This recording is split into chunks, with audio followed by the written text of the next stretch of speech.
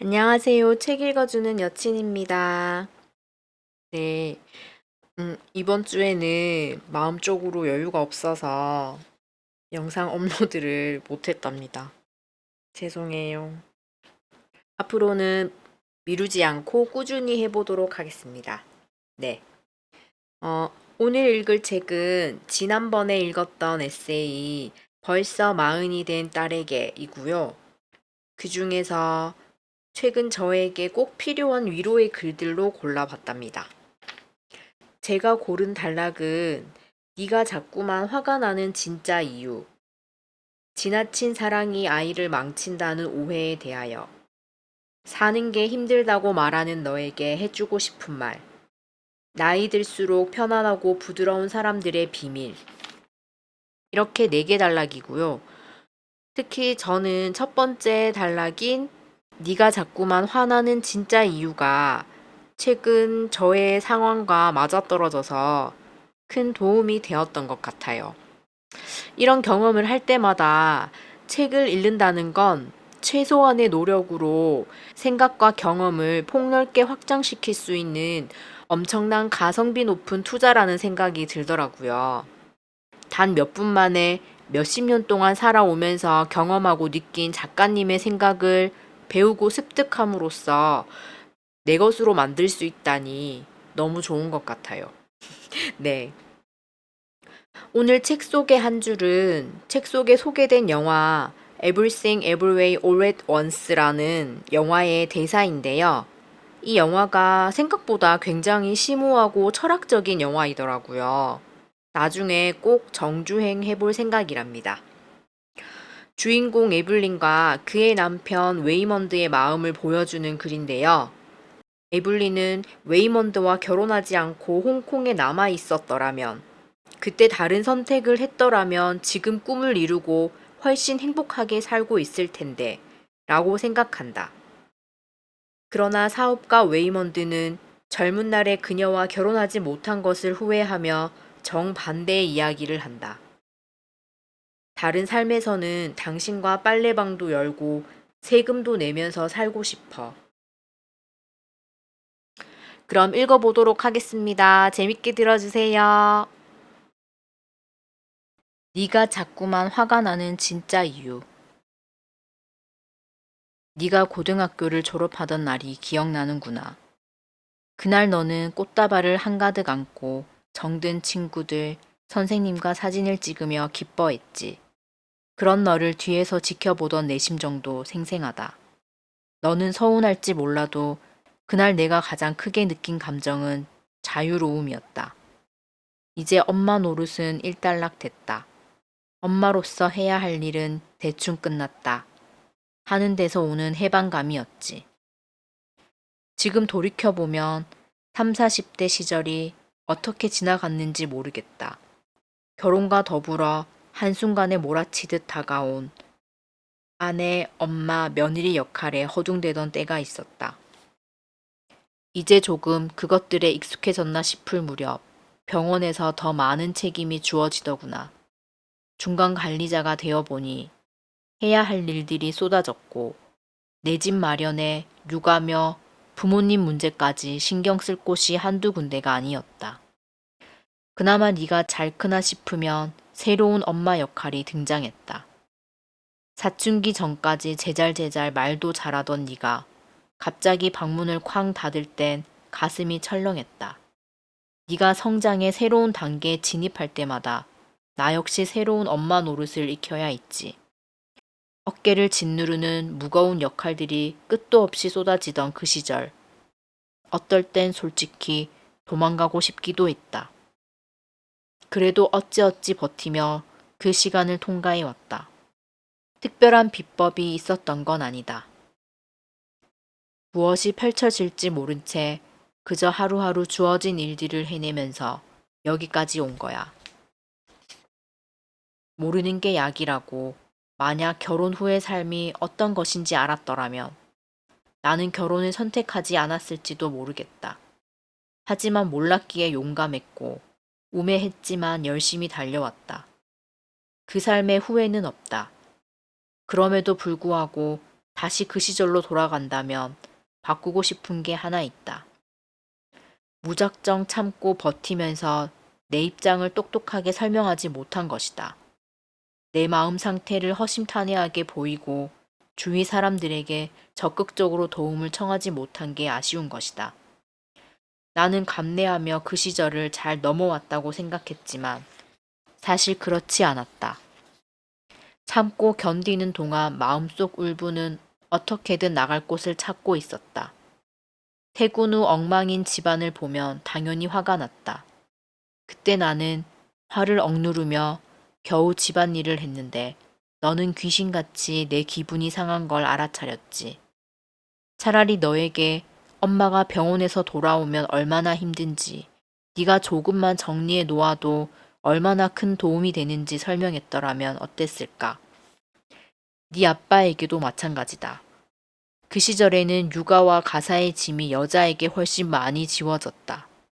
그때 네 아빠에게 무엇을 해달라고 구체적으로 요청했더라면 어땠을까? 하지만 나는 그러지 못했고 참았던 화는 엉뚱한 곳에서 터지곤 했다. 양말을 뒤집어 놓았다거나 설거지거리가 쌓여 있다든가 하는 아주 사소한 곳에서 울분이 표출됐던 거야.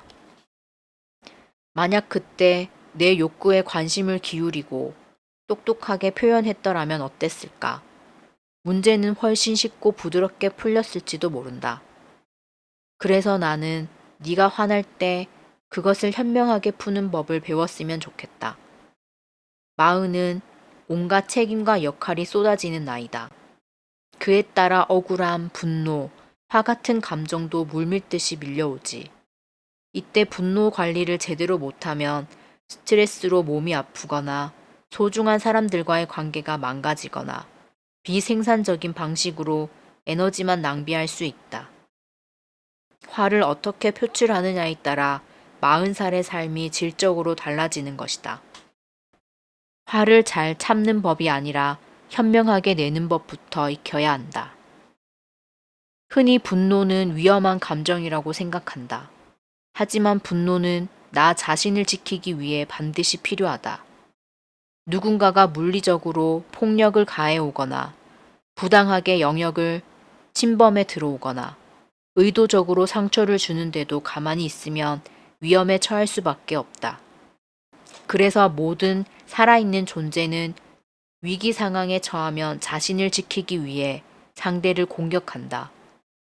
그 밑바탕을 이루는 것이 바로 분노, 즉 공격성이다.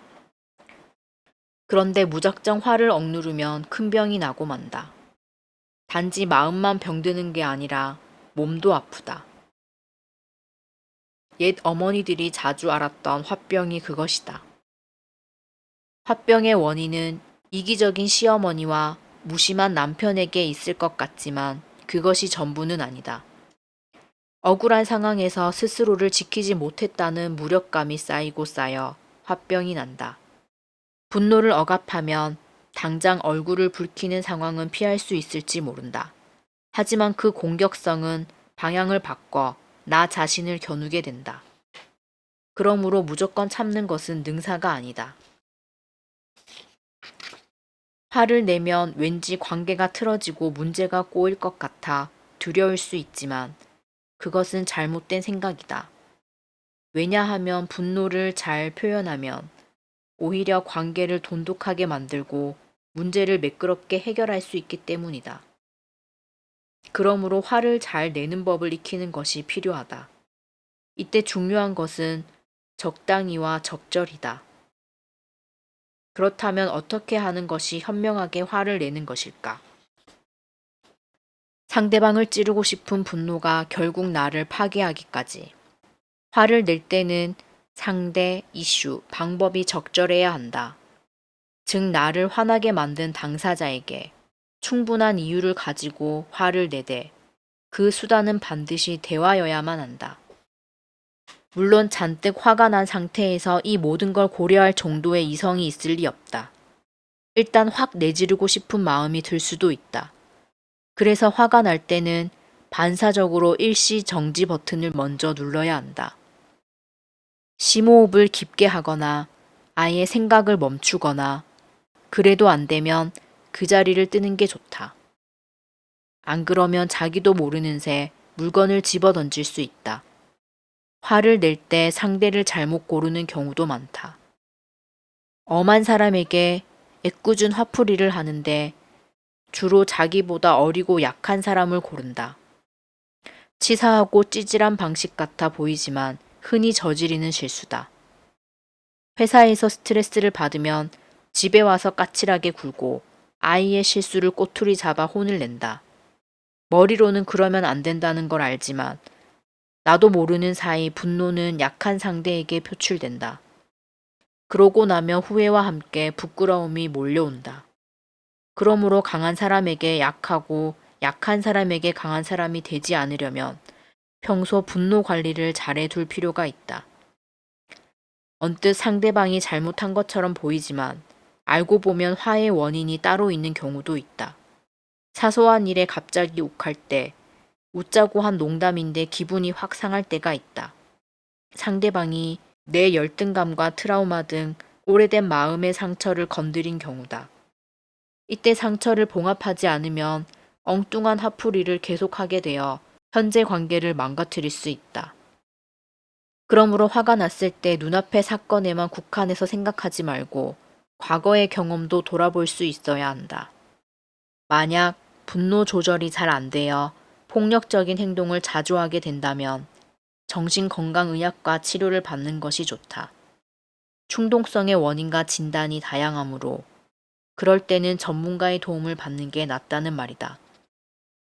그런데 내가 가장 우려하는 것은 분노 표출을 교묘하게 하는 케이스다. 즉, 수동 공격적으로 자신의 분노를 표현하는 방식이다.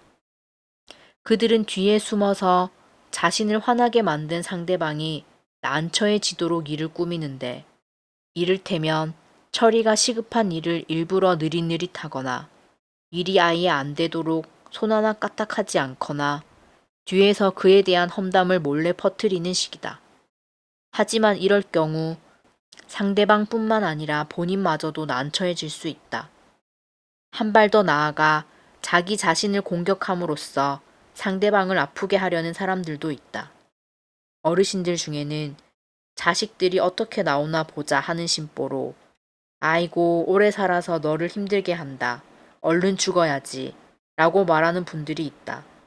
자기 탓을 하는 듯 보이지만 실은 자녀에게 서운한 마음을 돌려 표현하는 것이다.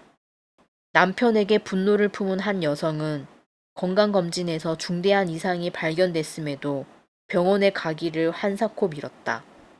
남편은 빨리 정밀검사를 받아보자고 했지만 그럴수록 그녀는 더 꾸물거리기만 했다. 그녀는 내가 병에 걸린 건 바로 너 때문이야 라는 말을 온몸으로 하고 있는 것인데 그럴수록 위험해지는 것은 바로 본인이다. 병에 걸렸고 병을 고치지 않으면 목숨이 위험한 것 또한 그녀 자신이기 때문이다. 화가 났을 때 반드시 기억해 두어야 할 4가지. 자기 자신을 해치면서까지 화를 낼까 싶지만 인간은 그런 동물이다. 화가 나면 눈앞에 뵈는 게 없어진다. 철학자이자 소설가인 알렌드 보통은 여행의 기술에서 이렇게 말했다. 인간은 호텔을 건축하고 만을 준설하는 등 엄청난 프로젝트를 이루어내면서도 기본적인 심리적 매듭 몇 개로 그 성과를 물거품으로 만들 수 있다. 우라가 치밀 때면 문명의 이점들이라는 것이 얼마나 하찮게 여겨지는지, 일평생 이룬 업적도 한순간의 분노로 인해 잿더미로 만들어 버리는 것이 바로 우리 인간이다. 더 큰 일은 화를 표출했는데도 문제가 조금도 해결되지 않는 데 있다. 은밀하고 수동적인 분노는 상대로 하여금 무엇을 잘못했는지 전혀 인식하지 못하게 한다. 뭔가 껄끄럽고 불편해하는 건 알겠는데 그래서 뭘 어떻게 해줘야 하는지는 잘 모르겠는 난감한 상황이 벌어지기 일쑤다. 상대방이 불편해하고 난처해지기를 바랬다면 소기의 목적을 거두었다고 볼 수 있지만 그러는 동안 소중한 내 시간과 에너지 역시 사라지고 만다. 더군다나 상대방이 그래도 나에게 중요한 사람이라면 그가 난처해질 때마다 관계에도 금이 갈 수밖에 없다. 그렇다면 어떻게 화를 표현하는 것이 좋을까? 화가 난 내 마음을 온전히 드러내면서도 관계를 망치지 않고 문제를 해결할 방법은 없는 걸까? 우선 화가 끓어오르는 상황에서는 그 어떤 말이나 행동도 하지 않는 게 낫다. 화가 나면 뇌에서 위험 신호를 감지하고 공격할 준비를 한다. 심장이 쿵쿵대고 호흡도 가빠진다. 그럴 때는 일단 브레이크를 걸어야 한다. 의식적으로 호흡을 깊게 하면서 화난 뇌를 이성으로 붙들어야 하는 것이다. 화가 금세 가라앉지 않을 것 같으면 그 자리를 떠나 혼자만의 시간을 가지는 것도 방법이다. 조금 안정되면 이게 정말 화낼 만한 일인가 하고 생각해 본다. 그러면 여기서 50에서 60%의 경우는 화가 풀린다.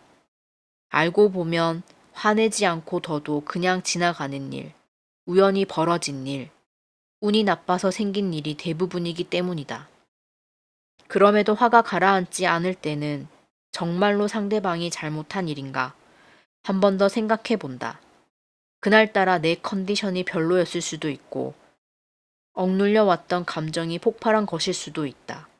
그렇다면 상대방에게 화를 내서 해결될 문제가 아니다.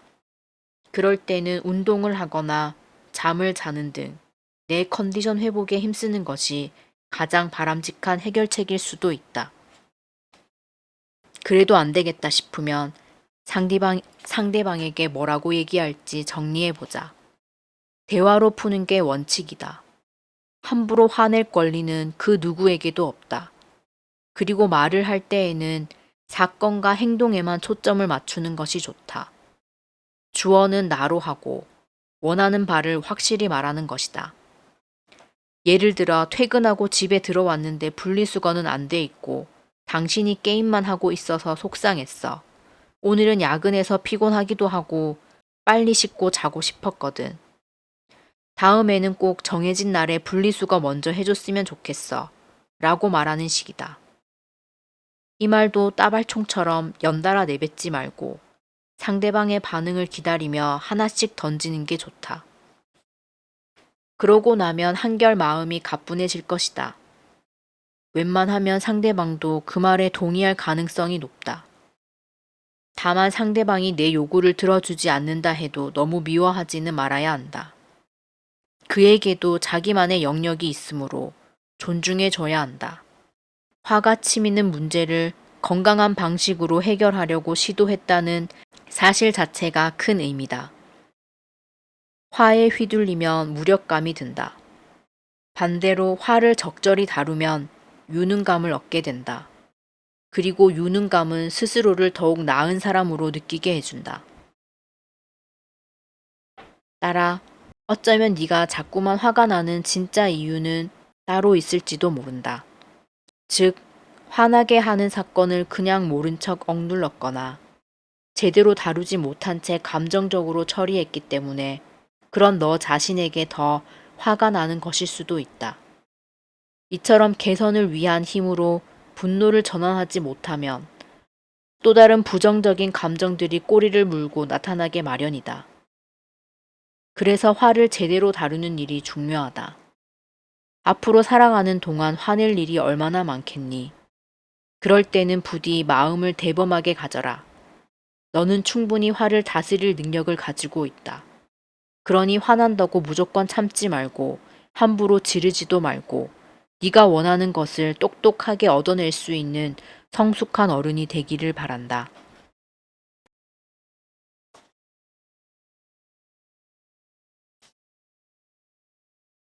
지나친 사랑이 아이를 망친다는 오해에 대하여 따라 매직박스 기억하니? 몇 해 전 너는 우연히 그 상자를 발견하고 무척이나 반가워했지. 어릴 때 너는 학교를 마치고 집에 오면 그 상자부터 열어봤다. 거기에는 예쁘게 접힌 색종이들이 들어 있었는데 열어보면 숨겨진 간식 찾아 먹기, 학교 숙제하기, 엄마한테 전화하기 등 해야 할 일이 미션처럼 적혀 있었다. 나는 워킹맘이다 보니 너와 함께할 시간이 많지 않은 게 언제나 큰 고민이었다. 스마트폰도 없던 시절이라 어떻게 하면 너에게 엄마와 늘 연결돼 있다는 느낌을 줄 수 있을까 생각하다가 궁여지책으로 개발한 게 매직박스였어. 다행히 너는 매직박스를 게임하듯 좋아했고 그 덕분에 엄마의 빈자리를 덜 느끼며 자랐다고 했지. 그래서인지 나는 아직도 그 상자를 버리지 못하고 있다. 거기에 우리의 시간과 추억과 사랑이 고스란히 담겨 있는 것 같아서. 모든 부모가 아이에게 주고 싶어 하는 것이 바로 이 정서적 커넥션 그리고 홀딩이다. 엄마 아빠가 늘 뒤에서 지켜줄 테니까 걱정 말고 앞으로 나아가라는 메시지다. 그래서 부모들이 자녀와의 갈등으로 진료실을 찾아온 경우 나는 말한다. 자녀에게 충분한 믿음과 지지를 보여주라고. 아이가 학령기에 이르면 부모의 잔소리도 함께 늘어난다.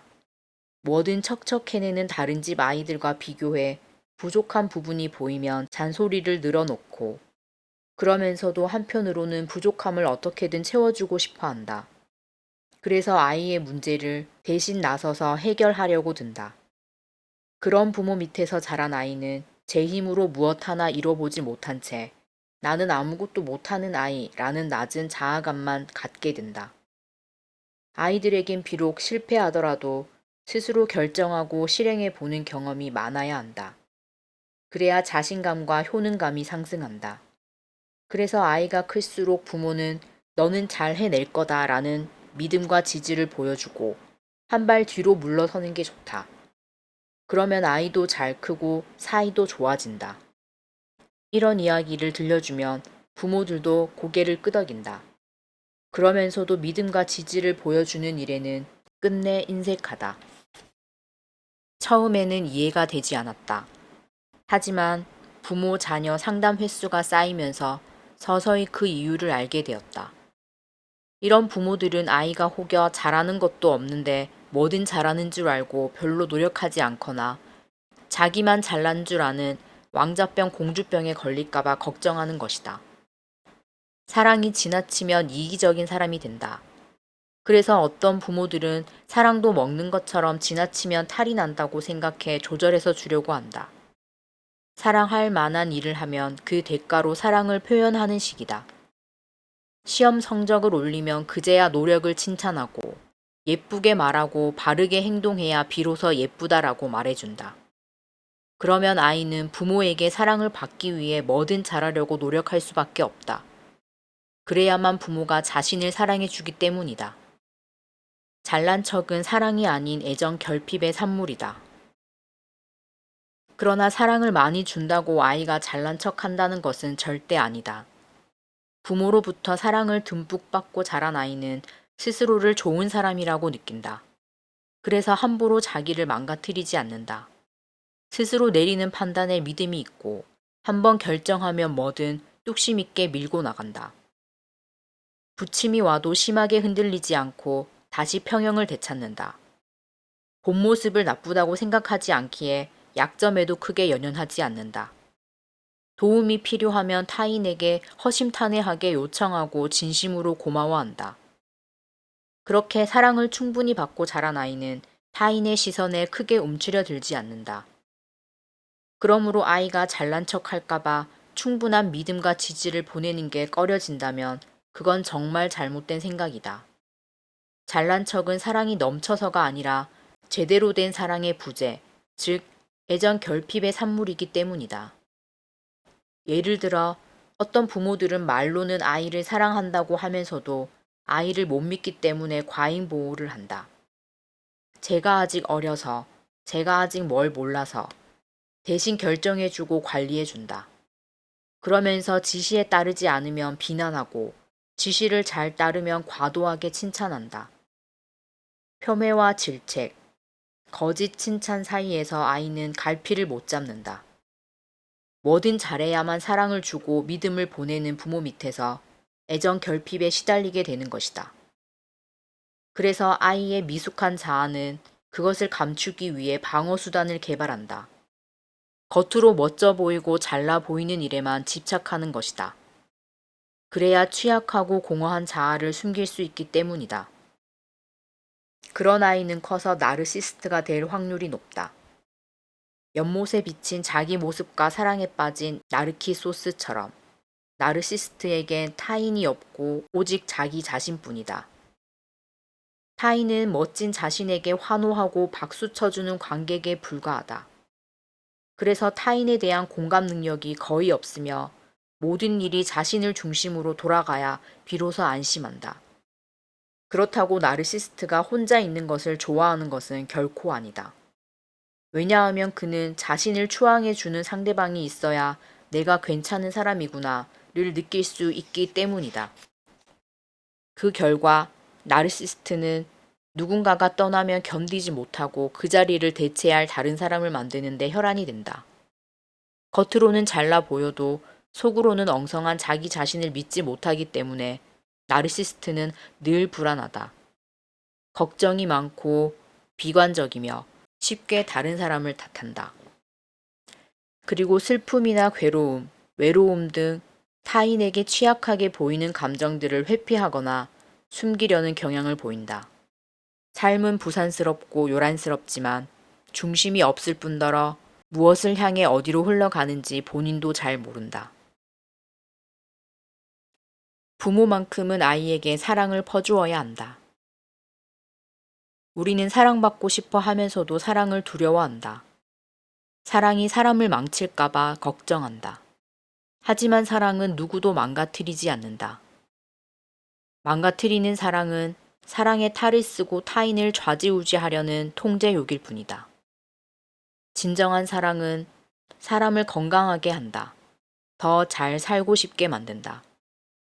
그래서 일도 관계도 잘 풀어나가려 애쓰고 그 결과 성취감과 뿌듯함을 느끼는 일이 많아진다. 스스로가 더욱 자랑스러워지는 것이다. 이처럼 사랑은 선순환 구조를 형성한다. 사랑을 많이 받은 사람이 건강하게 잘 살아간다는 뜻이다. 그러므로 부모만큼은 무조건 아이에게 사랑을 퍼주어야 한다. 부모의 사랑은 한 사람의 인생에 커다란 역할을 한다. 단지 눈앞의 성취를 이루는 데만 효과적인 것이 아니다. 살다 보면 겪게 되는 수많은 시련을 참고 견디며 자포자기하지 않고 다시 나아가게 해주는 힘이 바로 부모의 사랑으로부터 나온다. 그만큼 부모가 아이에게 주는 사랑의 힘은 크다. 우리가 자기 자신을 아끼고 지키며 살아가는 것 또한 부모에게 받은 사랑을 오롯이 기억하고 있기 때문이다. 그러니 이제는 지나친 사랑이 아이를 망칠 수 있다는 말의 뜻을 헤아려 오해하지 말아야 한다. 진정한 사랑에는 부작용이 없다. 사랑은 아이를 있는 그대로 존중하게 해준다. 아이가 잘해낼 거라고 진심으로 믿고 아이의 선택을 지지하며 아이의 삶에 함부로 침범하지 않는 것이다. 늘 곁에서 응원하지만 간섭하지 않는 따뜻하지만 무심한 듯한 사랑. 그것이 아이가 클수록 부모가 보여야 하는 진정한 사랑의 모습이다. 아이를 다 키운 부모들의 뒤늦은 후회. 딸아, 내 친구 중에는 한때 자식 걱정에 속을 끓였던 이가 있다. 아들이 크게 엇나간 적도 없는데 공부를 잘 못할까봐, 운동을 잘 못할까봐, 나쁜 친구를 만날까봐 아이를 기르는 내내 걱정을 멈추지 못했다. 그러던 친구가 요즘 들어 더 이상 아들의 이야기를 안 하더구나. 아들이 40이 넘었을 때 비로소 제 인생 자기가 잘 살겠지 싶은 생각이 들었다는 거야. 그러면서 자신이 걱정했든 안 했든 아들의 삶은 지금과 별반 다르지 않았을 텐데 왜 그리 걱정을 사서 했는지 모르겠다며 후회 아닌 후회를 했다. 친구가 맞다. 부모가 어떻게 했든 아이는 자기 길을 갔을 것이다. 부모는 아이의 삶을 좌지우지할 수 없다. 다만 아이와 사이좋게 지낼 수 있을 뿐이다. 만약 친구가 더 일찍 그 사실을 인정했더라면 아들과 즐거운 추억을 몇 가지쯤 더 만들었을 텐데 뒤늦은 후회가 안타까울 뿐이다. 얼마 전 가수이자 프로듀서인 박진영이 어느 텔레비전 프로그램에 나와 아버지와 나눈 이야기를 들려주었다. 중증 치매를 앓던 아버지가 잠시 정신이 돌아왔을 때 그가 말했다. 아빠 정말 고마워. 아빠 덕분에 내가 이렇게 잘 됐어. 그러자 그의 아버지가 이렇게 대답했다더구나. 내가 해준 게 뭐가 있냐. 다 네가 잘 큰 거지. 이 장면을 본 모든 부모는 알았을 것이다. 그런 아버지 덕분에 박진영이 있는 그대로 자기 자신을 펼치며 마음껏 살았을 거라고. 그래서 아이를 키우는 모든 부모에게 이야기해 주고 싶다. 당신의 아이를 충분히 믿고 지지해 주라고. 부디 사랑을 아끼지 말라고. 아이와의 시간을 추억이 아닌 잔소리로 채운 뒤 뒤늦게 후회하지 말라고. 사는 게 힘들다고 말하는 너에게 해주고 싶은 말. 영화 Everything Everywhere 영화 Everything Everywhere All at Once의 주인공 에블린은 홍콩에서 나고 자랐지만 결혼과 함께 미국으로 이민을 와 세탁소를 운영하고 있다. 외동딸 조이를 낳고 행복했던 기억도 있다. 그러나 하루도 쉬지 못하고 일해야 하는 현실은 팍팍하기 그지없다. 세탁소의 모든 일은 그녀의 손을 거쳐야만 제대로 돌아간다. 우유부단하고 착하기만 한 남편, 웨이먼드는 도움이 되기는커녕 그녀를 귀찮게 할 뿐이다. 더군다나 아픈 아버지의 삼시세끼까지 책임져야 하는 에블린. 지금은 실수로 영수증 처리를 잘못하는 바람에 세무조사까지 받는 처지에 놓였다. 그래서일까? 그녀는 가족의 반대를 무릅쓰고 남편의 청혼을 받아들여 미국에 온 것부터가 잘못이었다고 후회하고 있다. 남편도 가족도 모두 원망스러울 따름이다. 그러던 어느 날 에블린에게 믿을 수 없는 일이 일어난다. 다른 우주에서 온 웨이먼드로부터 평행 우주의 비밀에 관해 듣게 된 것이다. 그가 말하길 우리가 내리는 사소한 결정들이 인생의 갈림길을 만드는데 갈림길 하나하나가 전부 다른 우주가 된다는 것이다. 그중 에블린은 세상을 구하는 히어로로 낙점되어 여러 우주를 모험하면서 다른 선택을 한 자기 자신을 만나게 된다. 요리사가 된 에블린, 가수가 된 에블린, 광고판을 돌리는 일을 하는 에블린. 그 중에는 웨이먼드와 결혼하지 않고 홍콩에 남아 영화배우로 성공한 에블린도 있었다. 그 우주에서의 웨이먼드 역시 사업가로 성공해 있었다. 그때 다른 선택을 했더라면 지금 꿈을 이루고 훨씬 행복하게 살고 있을 텐데. 악당으로부터 세계를 구하는 대소동 중에도 에블린은 영화 배우로 성공한 삶이 자신의 것이었어야 한다고 생각한다. 그러나 사업가 웨이먼드는 젊은 날에 그녀와 결혼하지 못한 것을 후회하며 정반대의 이야기를 한다. 다른 삶에서는 당신과 빨래방도 열고 세금도 내면서 살고 싶어. 그때 다른 선택을 했더라면 지금 훨씬 행복했을까? 후회는 인간만이 가진 능력이라고 한다. 과거, 현재, 미래라는 시간 개념이 있어야 하고 일어나지 않은 일을 상상하여 현재와 비교하는 능력이 필요하기 때문이다. 그런데 인간은 후회할 때마다 담배를 피우지 말았어야 했는데처럼 했던 일에 대한 후회보다는 그때 공부를 더 열심히 했어야 했는데처럼 하지 않은 일에 대한 후회를 더 크게 느낀다고 하는구나. 해보지 않은 일은 장밋빛으로만 그려지기에 내가 살고 있는 현재와 비교하며 후회의 감정을 더 깊이 느낀다는 거야. 이런 비교는 자연스럽게 현재의 삶을 무가치하게 만든다. 어쩌면 Everything Everywhere All at Once의 감독도 후회의 동물인 인간이 모든 가능성을 경험할 수 있다고 했을 때 현재의 삶을 온전히 사랑할 수 있을까? 라는 질문에서부터 이 영화를 시작했을지도 모르겠구나. 그런데 나는 영화를 보면서 감독의 사고 실험을 경험하기에 진료실만큼 좋은 장소도 없다는 생각을 했다. 사람들은 온갖 후회를 안고 진료실을 찾아온다. 그때 그 주식을 혹은 그 집을 샀어야 했는데, 고민하지 말고 유학을 갔어야 했는데, 이 남자와 결혼하지 말았어야 했는데, 가능한 한 빨리 부모를 떠났어야 했는데, 그들은 모두 과거 어느 시점에 다른 선택을 했더라면 인생이 완전히 달라졌을 테고 훨씬 행복해졌을 거라고 상상한다. 그러나 수많은 환자들의 사연을 들은 나로서는 그 어떤 선택을 했어도 그들은 또 다른 후회를 했을 것이라고 생각한다. 왜냐하면 돈이 없는 사람은 경제적 여유가 없어서 불행하다고 말하고 돈이 많은 사람은 믿을 만한 사람이 없어서 불행하다고 말한다. 결혼하지 않고 혼자 사는 사람은 외로움을 견디는 게 힘들다고 하고 결혼하고 아이를 낳은 사람은 자식 걱정에 잠을 못 이룬다. 이처럼 모든 사람은 저마다의 이유로 불행을 호소한다. 하루는 대한민국 사람들이 모두 부러워한다는 이른바 건물주인 70대 남성이 병원을 찾아왔다. 강남에서 꽤 유명한 자산가로 통하는 데다 주위 사람들이 인정할 만한 인품을 지닌 사람이었지만 정작 그는 오랫동안 자기 인생에 만족하지 못했다고 고백했다. 한 번도 제가 원하는 인생을 살아본 적이 없습니다. 원하는 것이 오지 않은 대신 생각지도 못한 것들이 와서 거기에 몰두하다 보니 노인이 되어 있더라고요. 이게 다 팔자겠지요. 그는 원래 신부가 되기를 원했지만 집안의 반대로 종교인의 길을 포기하고 살아왔다.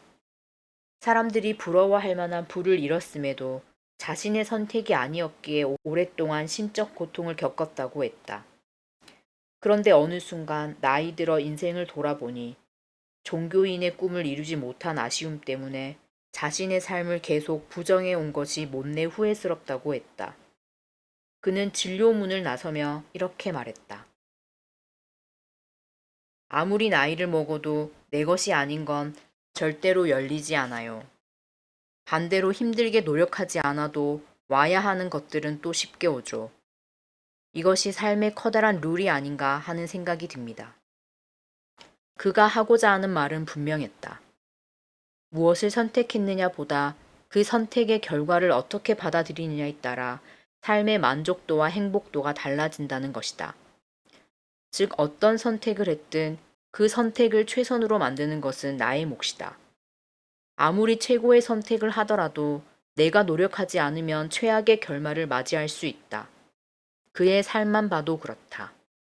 누구나 부러워하는 삶을 살고 있는데도 사는 내내 후회만 하느라 정작 자신의 삶을 무가치하다고 생각했다. 그래서 불행했다. 사실 나와 정반대의 선택을 한 사람들의 인생도 속을 들여다보면 다 고만고만하다.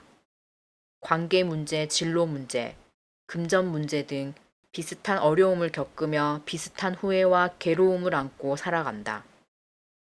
인생을 한 방에 바꿀 치트키 같은 선택은 세상에 없다는 뜻이다. 그러므로 사는 게 힘들고 자꾸만 과거의 어느 때로 돌아가 다른 선택을 하고 싶어진다면 먼저 후회의 늪에서 빠져나와야 한다.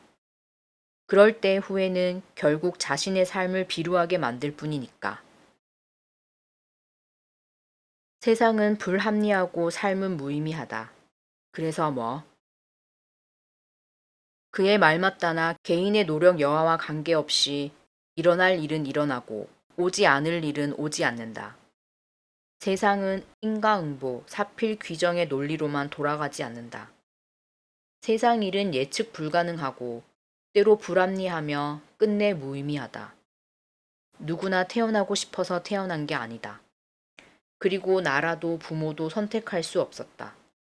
아무리 돈이 많고 대단한 권력을 가진 사람이라도 삶이 주는 고난을 피할 수 없기에 그도 외롭고 슬프고 두렵고 하다못해 무료하다.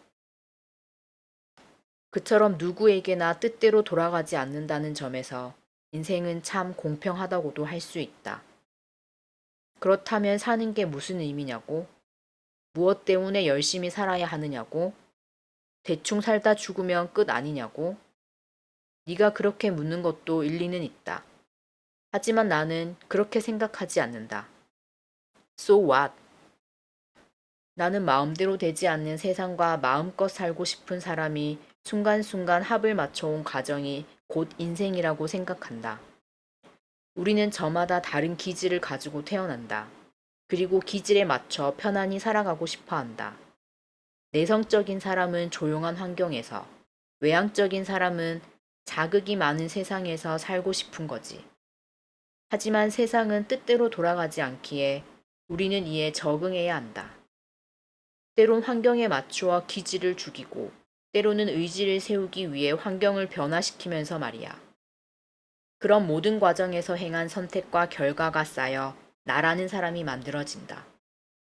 세상과 내가 한 스텝 한 스텝 밟아가며 독특한 춤을 만들어 온 것이지.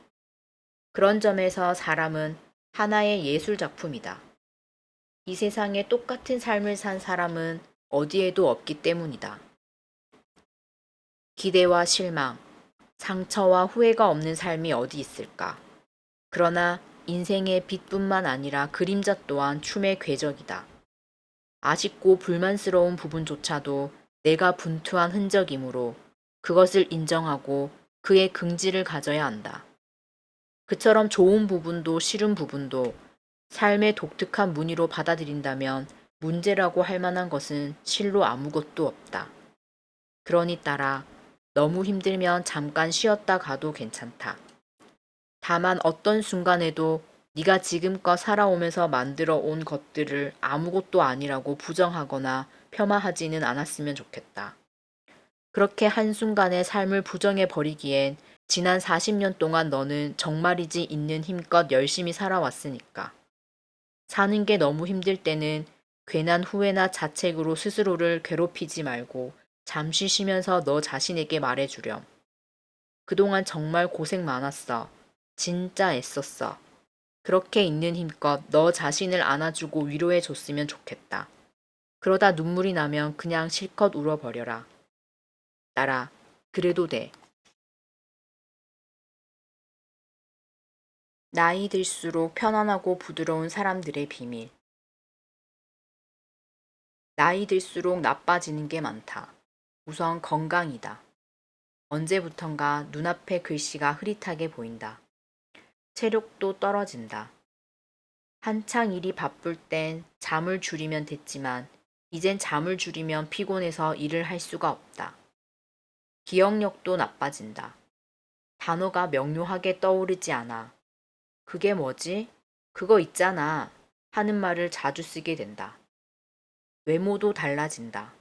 늘어나는 주름과 흰머리를 볼 때마다 내 나이를 실감하게 된다. 세월은 많은 것을 앗아간다. 젊은 날의 힘과 열정, 풋풋함과 아름다움을 거두어 간다. 나이 들면 피할 수 없는 자연의 법칙이다. 그런데도 우리는 그래도 나는 다를 것이라고 생각한다. 하지만 결국은 나 또한 마찬가지라는 사실을 확인하게 될 뿐이다. 그러나 반드시 잃기만 하는 것은 아니다. 세월이 지나야만 얻을 수 있고 나이가 들어야만 알게 되는 것들이 분명히 있다. 그것은 아무리 뛰어난 사람이라도 젊은 시절엔 알기 어려운 것이다. 우선 어른이 되면 자신의 의지와 무관하게 수많은 일들이 벌어진다는 것을 알게 된다. 그리고 노력만으로 안 되는 일에는 순응할 줄 알아야 한다는 것도 배운다. 자신의 한계를 인정하고 때론 후퇴하지만 그것이 자신의 무능 때문이 아니라는 것도 알게 된다. 어른이 되면 어린 시절의 꿈이 한낱 꿈이었음을 자각하게 된다. 어렸을 적 꿈꿔온 인생 궤도와는 전혀 다른 자리에 와 있는 현실을 깨닫게 되지만 그럼에도 후회와 한탄에만 머물지 않는다. 현실이라는 틀 안에서 꿈을 재조정하고 최선을 다한다. 그렇게 꿈의 세계에서 내려와 현실에 발을 디딘다. 그러는 동안 마음의 공간과 탄력이 자라난다. 또 타인을 좀 더 너그럽게 대하게 된다. 이제 갈등이 생겨도 너무 예민하게 받아들이지 않는다. 시간이 지나면 날성 감정이 수그러들고 어느 순간 별일 아니게 될 것임을 알기 때문이다. 그래서 갈등이 생기면 타협하고 조율하려고 노력하지만 잘 안 될 때는 깨끗이 포기할 줄도 알게 된다. 내가 그렇듯 다른 사람에게도 그만의 영역이 있고 그것을 존중해 주어야 함을 진심으로 이해하기 때문이다. 또 누군가가 나를 미워해도 크게 마음 쓰지 않는다. 그가 바라보는 내 모습이 전부가 아님을 잘 알기 때문이다. 나이가 들면 나 자신에게도 너그러워진다. 단점도 많고 한계도 가진 나이지만 그것을 있는 그대로 받아들일 수 있게 된다. 실패와 좌절도 생애 궤적으로 인정하면서 지금까지 열심히 살아온 나를 진심으로 칭찬할 수 있게 된다. 그 정도면 충분하다고 만족하게 되는 것이다. 나이가 들면 마음이 편안해지고 웃음이 많아진다. 인생은 결코 장밋빛이 아니다. 그럼에도 불구하고 살만하다. 이 세상에서 아주 잠시 살다 갈 뿐이지만 그래도 의식이 있는 존재로 태어나 많은 이를 만나고 많은 것을 볼 수 있는 특권을 누린 데에 감사하게 된다. 인생에서 내 뜻대로 안 되는 세 가지. 그것을 대하는 법. 따라 나이 들어 마음이 편안해지고 부드러워지는 이유가 무엇이라고 생각하니 내가 할 수 없는 일이 무엇인지 알고 그것을 깨끗이 단념할 줄 알기 때문이다. 대신 내가 노력해서 바꿀 수 있는 일에 남은 시간과 에너지를 집중하겠다고 결심해서이다. 사실 이 세상에 내 뜻대로 좌지우지할 수 있는 일은 애초에 별로 많지 않다. 그런데도 슈퍼히어로처럼 모든 것을 이룰 수 있다고 믿기 때문에 삶이 괴로워진다. 우리는 슈퍼히어로가 아니다. 그러므로 나이가 들면 뜻대로 할 수 있는 일과 없는 일을 구분할 수 있어야 한다. 그래야 후회와 걱정으로 에너지를 낭비하지 않고 원하는 삶을 사는데 집중하면서 타인과도 더불어 살 수 있다. 내 뜻대로 할 수 없는 첫 번째는 바로 타인의 마음이다. 우리는 은근히 타인이 나처럼 느끼고 행동해 주기를 바란다. 저 사람은 어떻게 저럴 수 있지? 나라면 안 그럴 텐데. 등. 우리가 흔히 하는 말들은 다른 사람도 나처럼 생각하고 행동하는 게 당연하다는 믿음에서 나온다. 그러나 우리는 모두 다른 사람이다. 다른 부모 밑에서 태어나 다른 환경에서 자라 다른 삶의 역사를 써온 사람들이다. 당연히 똑같이 느끼고 생각하고 행동할 리 없다. 더 나아가 내 느낌과 생각과 행동 역시 정답이 아니다. 컴퓨터 프로그램처럼 내가 세상을 바라보고 수용하는 프레임일 뿐이다. 당연히 타인에게 같은 프레임을 강요할 권리는 없다. 그리고 갈등은 서로 다른 의견을 가졌다는 사실만으로는 격화되지 않는다. 거기에 나는 옳고 너는 그르다는 해석을 덧붙이는 순간 증폭되는 것이 바로 갈등이다. 그런데 타인의 마음을 존중하면 나는 그렇게 생각하지 않지만 너라면 그럴 수 있겠다라는 생각을 하게 되면서 소통을 위한 마음의 공간이 열리게 된다. 진정한 이해는 바로 거기서부터 출발한다. 내 뜻대로 할 수 없는 두 번째는 지나간 과거다. 의사가 되어 제일 많이 듣는 말은 이것이다. 선생님, 제가 그때 다르게 행동했다면 지금은 훨씬 나아지지 않았을까요? 그 대답은 나도 모른다이다. 그때 다른 사람을 선택했더라면, 그때 다른 직업을 선택했더라면 아마도 다른 인생을 살고 있을 것이다. 하지만 아무 문제 없이 행복하게 살고 있을 거란 보장은 없다. 경험으로 보면 다른 선택을 한 사람들도 또 다른 문제를 안고 진료실을 찾는다. 그러고 보면 행복은 선택의 문제만은 아니다. 오히려 그 선택을 어떻게 받아들이느냐에 달려 있다. 과거에 대한 후회가 없는 사람이 어디 있으랴. 그런데 후회스러운 마음에서 벗어나 과거를 한번 객관적으로 살펴보자. 정말로 다른 선택을 했더라면 인생이 극적으로 바뀌었을까? 보통의 경우라면 아닐 가능성이 크다. 그런데도 그때 했더라면 지금 할 거라고 생각하는 이유는 무엇일까? 현재의 문제를 과거 탓으로 돌려버림으로써 그것을 회피하고 싶기 때문이다. 그러니 만약 게을러서 문제라면 내가 왜 게을러졌을까를 따지기보다 내일부터 7시에 일어나기로 결심하고 그것을 실천에 옮기는 편이 훨씬 낫다. 소심한 성격이 문제라면 유전자 탓, 부모 탓을 하기보다 자극을 인지하고 이에 대응하는 방식으로 조금씩 교정해 나가는 편이 훨씬 효과적이다. 과거를 바꾸지 않으면 해결되지 않을 것 같은 문제도 찬찬히 살펴보면 지금 당장 내 힘으로 바꿀 수 있는 부분들이 있다. 그러니 바꿀 수 없는 과거를 곱씹느라 오늘을 망치지 말자. 비록 후회스러울지라도 당시에는 최선을 다했기에 지금에 이르렀다. 따뜻한 마음으로 과거를 받아들이고 자력으로 해결할 수 있는 부분에 에너지를 집중하도록 하자. 내 뜻대로 할 수 없는 세 번째는 바로 인생 그 자체다. 우리 중 누구도 태어나고 싶어 태어난 사람은 없으며 부모나 나라를 고를 수도 없었다. 이뿐만이 아니다. 언제 질병과 사고로 고통받을지 모르고 갑자기 죽음이 덮쳐 순식간에 모든 것을 걷어갈지 모른다. 우리는 우연히 세상에 던져져 살다가 자기 뜻과 상관없이 세상을 떠난다. 그러고 보면 인생은 참 무력하고 인생은 참 허망하다. 하지만 내 뜻대로 안 되는 게 인생사임을 받아들이면 자유로워지는 측면도 있다. 쓸데없는 걱정과 집착을 거두고 정말로 소중하고 중요한 일에 집중할 수 있게 된다. 돈, 명예, 권력은 달콤하고 중독적이다. 그러나 내일 당장 죽음이 찾아오더라도 그것들을 지키는데 혈안이 될까? 돈이 아무리 많아도 정작 내가 죽었을 때 장례식을 치러줄 사람 하나 없고 나의 죽음을 슬퍼해줄 사람이 없다면 그게 무슨 소용일까? 그렇다면 내일 당장 죽더라도 끝내 지키고 싶은 가치와 태도는 뭘까? 이 질문으로부터 각자가 추구하는 삶의 의미와 가치가 탄생한다. 따라 진인사 대천명이라는 말을 들어봤니? 사람이 할 수 있는 최선을 다한 후에 하늘의 뜻을 기다린다는 말로 공자가 남긴 말이다. 내가 아는 한 사람은 수험생 시절에 이 말에서 큰 위로를 받았다고 하는구나. 대입을 앞두고 불안과 걱정이 극에 달했을 때 한 선생님이 이 말을 전했다지. 그때 그는 아무리 열심히 공부해도 수능날 아플 수 있고 운이 없을 수도 있지만 지금 걱정해봐야 아무 소용없다는 걸 깨달았다고 했다.